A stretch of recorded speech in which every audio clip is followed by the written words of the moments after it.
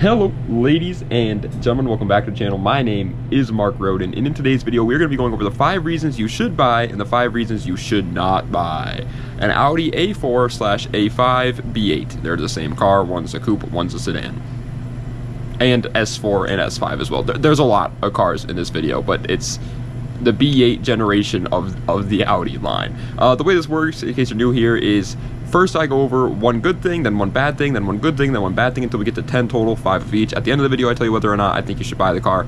Just in my opinion, I'm just a regular guy, and this next part I gotta look at my screen here, so bear with me for a second. But I scoured the internet to see what all owners were saying and got the common complaints and the common praises about the car here for you. However, I have never owned one of these myself, so if you think I got something wrong as an owner of one or a previous owner of one or whatever, or would like to add something, the comments are 100% public, despite what some people might think. YouTubers don't want to spread misinformation. At least most of us don't, you know what I mean? So if anything, I'm just trying to help people out here, and this is just a rough draft video. Obviously there's only 10 things we get to talk about total here. There are a lot more good things and bad things that go into each one of these cars. Just want to make that clear. Media of the day though is Rainbow Six Siege.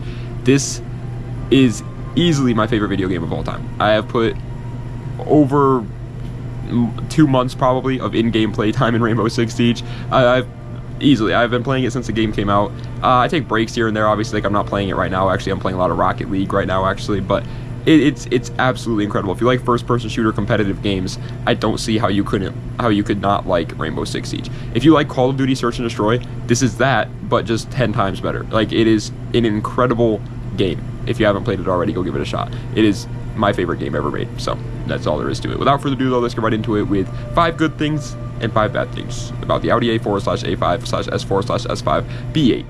And reason number 1 why I think you should buy an Audi A4/S4/S5/A5 B8 is the price. We're just going to call it the B8 from now on because, yeah, kind of fits the whole thing. But the price for these are dirt cheap for what they're like comparing to. Like, they're comparing to like the BMWs of the time, and this is like early 2010s, and that's E9X or even F3X territory. And you're not really finding those cars for like less than $5 grand, but you can find an A4 B8 for less than $5 grand all day long. And if you find a Quattro one that's all-wheel drive, you have arguably the best all-wheel drive system in the world for like $5K. And even the S4s and the S5s are cheap for what they are. You can find them under $10,000, which is mind-blowing. It's just because of the fact that BMW is like the hot boy brand right now, and everybody loves BMWs right now, so they're kind of a little bit overpriced.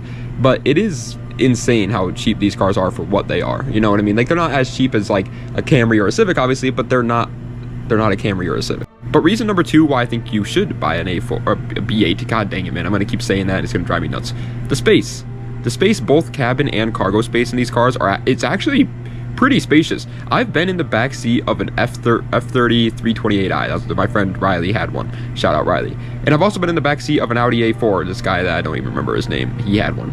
The A4 had significantly more space. I mean, it was significantly more. I had much more leg room. It was a much better driving experience. Now, the A5 is a coupe, obviously, so the back seats of that will be a little bit more uncomfortable, and you won't have as much space. But if you buy an A4 or an S4 and you buy the sedan, you have plenty of space. And for a coupe, to be fair, the A5 and S5 does have good amount of space. It's just, it is a coupe, so you got to take that into consideration.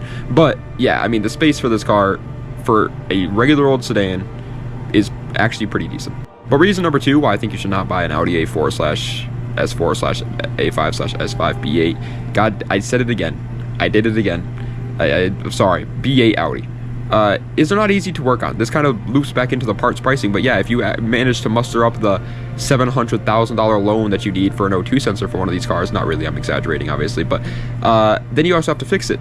Now, an O2 sensor is actually not the end of the world, but a lot of other parts of this car are going to be an absolute nightmare to fix on Audis. On top of that, German cars in general, if you're an American, some of them require literally like special sockets to get parts off, and it's just a nightmare. My friend Ben had an E46, and in order to get the motor mounts out, no, it wasn't the motor mounts, it was something else. Maybe it was the transmission mounts. I think it was the transmission mounts, actually. In order to get something out, I forget what it was. He needed like to wait for like 2 weeks to get the special socket in from Germany just to get it off. They're not fun to work on. They're not fun to work on in the slightest bit. There's a reason why our dads and all the old heads hate working on these cars. However, reason number 3 why I think you should buy a B8 Audi is the aftermarket support and the tuning potential. Actually has a kind of as a package here, specifically for the 2.0T when it comes to the tuning potential side of it. but the aftermarket support for any one of the motors, there's like a 3.2 liter V6 for the base models, there's a 2.0T for the base models, which are the A4 and the A5, and then the S4 and S5 come with, I think it's like a 3.3 liter twin turbo V6, if I'm not mistaken, making 333 horsepower. I can't remember exactly what the motor is, but all the tuning potential for the car is very good, and the aftermarket support for the car is very good as well. The worst one by far for tuning potential is going to be that V6, the naturally aspirated one. The 2.0T is going to be pretty damn good, and same with the twin turbo V6 for the S4s is going to be pretty good. Pretty much all around the board, these cars are good if you want to build some power. Speaking of power, though, reason number 3 why I think you should not buy a B8 Audi is going to be going to the performance. This is another reason. Earlier I was talking about the price, and I was talking about how like BMWs are a little bit more expensive, and this is another reason why that is. Unfortunately, I know the Audi boys are going to get mad at me, especially since this is going to be their video, but when you compare it to its competition, like the S4's competition was the M3. It was making 333 horsepower, the M3 was making 400. It's just like the performance for this car is not on par with the BMW like rivalry, the counterpart, which is again BMW. But that's not to say that it's bad, and especially for what you're paying, you're gonna get some pretty good performance. It's just compared to its main competition, it clearly does lack a little bit in that aspect, unfortunately. Still a good car, still gonna be fun to drive and everything, don't get me wrong. You'll still have plenty of fun with this car, especially since the tuning potential for it is again pretty damn good. You can get even more fun out of it for not that much money, but it is going to be a little bit slower than you would want it to be, I think, as stock. However, reason number 4 why I think you should buy a B8 Audi, we already mentioned it earlier, but it's the all-wheel drive system. Yeah, there's just no denying it, man. The Quattro all-wheel drive system is the best in the world. The only one that I can even like think about that kind of comes close is like Subaru's all-wheel drive system. They have a really good all-wheel drive system, but besides them, it's like, who else? I mean, this is literally what started all-wheel drive, if you really think about it. Like the Audi Sport Quattro S1E2, that Group B rally car, that put all-wheel drive on the map and made people realize how incredible all-wheel drive is, and they've only perfected it since then. Like the Quattro all-wheel drive system is incredible. If you want an all-wheel drive car, there really isn't, it's kind of hard to argue against an Audi. It is just the best. Now, I guess you can make the argument for Subaru in that aspect, but it is incredible because it's got that perfect blend too. There's a lot of all-wheel drive systems out there that are really good for daily driving, but the Quattro all-wheel drive system is good for daily driving while also being good for performance as well. So you're going to have a great time with the all-wheel drive system. But reason number 4 why I think you should not buy a B8 Audi is one of the problems that I saw on a lot of the forums. A lot of the owners were complaining about it. The timing chain tensioner problems. Not fun.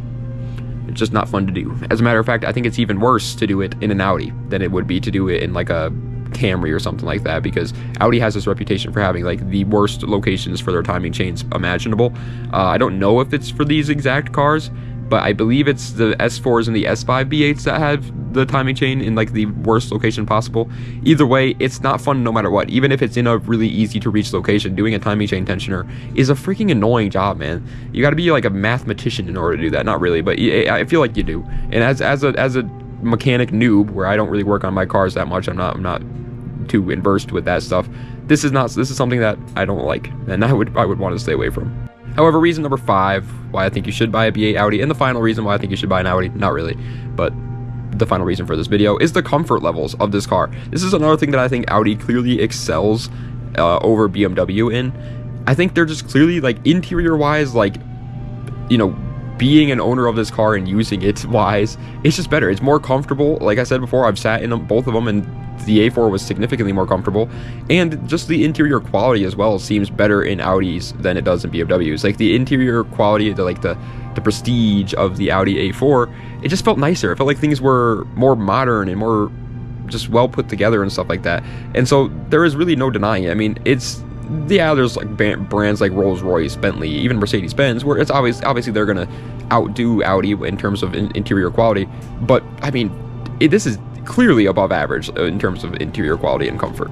However, reason number 5 why I think you should not buy a B8 Audi, and the final reason why I think you should not buy a B8 Audi, again, not really, just the final reason for this list, is the oil leaks, and also it burns oil as well sometimes. That's just another German car problem. I mean, it's like their bread and butter at this point. They just love leaking oil everywhere that they go. You can see if there was a German car there before. If you see like a little rainbow on the ground, you're like, oh yeah, okay, there was a German car there. It leaks oil and it burns oil.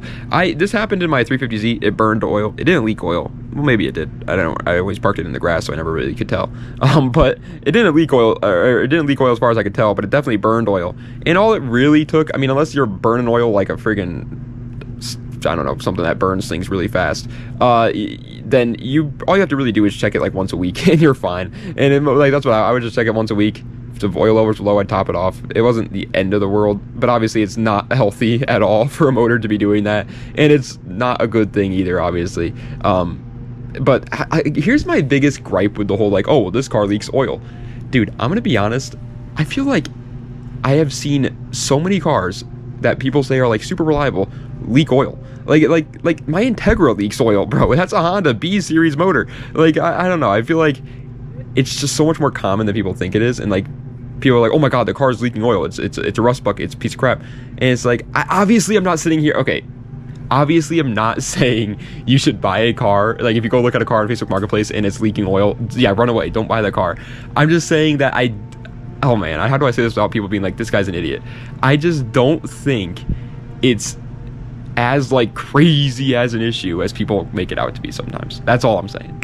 But my final thoughts, based on this video alone, the 5 reasons why and the 5 reasons you should not buy a B8 Audi, do I think you should buy one? Well, if you get the all-wheel drive Quattro one, then I think it's a great choice for just about anyone. It obviously depends on who you are. If you're a car guy, I'd recommend going with the S4 or the S5.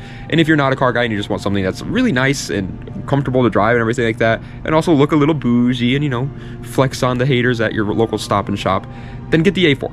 But I would always recommend getting the all-wheel drive one. I would highly recommend staying away from the front-wheel drive Audi A4s.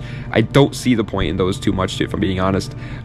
It might be a little bit of a headache if you plan on getting one with higher miles and fixing it yourself as well. If you're a car guy that's like, oh, I don't need to worry about mechanic labor costs because I'll just fix it all myself. Just know that you're probably going to be working on it a little bit more than you would a Camry or a Civic, and when you're working on it, it's going to be a lot more stressful than working on a Camry or a Civic. But besides that, you should be in the clear. Just know that it is a little bit of a gamble and is definitely not a race car either. That's another thing too. If you're planning on buying one of these cars because you want to gap your local Hellcat on the street, that might not be the best idea. But overall, I think they're a very well-rounded, very good car. I would give the car like a 7 out of 10. Like people might think that that's bad, but no, 5 out of 10 is an average. You know what I mean? 5 out of 10 is something like an Audi A6. In my opinion, an Audi A6 is a 5 out of 10. This is above average. I think these are clearly above average cars, but do I think they're perfect? Absolutely not. They clearly have some flaws, and they aren't for everybody. But ladies and gentlemen, that is the end of today's video on the 5 reasons why you should and the 5 reasons why you should not buy an Audi A4/S4/A5/S5B8. That's the last time I'm saying it like that, but that's because it's the outro. I hope you guys enjoyed. If you did, please be sure to like, comment, and subscribe to the channel for more content just like this. Let me know what other videos I'd see in the comment section down below. Check the links in the description for any of my other social medias or any of my other YouTube channels or any of that great mumbo jumbo. And there will be a pinned comment below with my new YouTube channel called Giggity Plays, where I'll be uploading any sort of Let's Play videos, gameplay videos in the future. I'm already uploading some Red Dead Redemption 2. I've never really played a lot of the story games that everybody says are like some of the best games of all time, and I wanted to try them, so I figured why not make the channel, and it will kind of like force me to try these new story games that I've been wanting to try forever. I started with Red Dead Redemption 2, never played it before, and yeah, everything that everybody ever said about that game was correct. It is incredible. I'm loving every second of it. So channel is already working out for me. I'm happy with that. But either way, it's the pinned comment below if you guys are interested.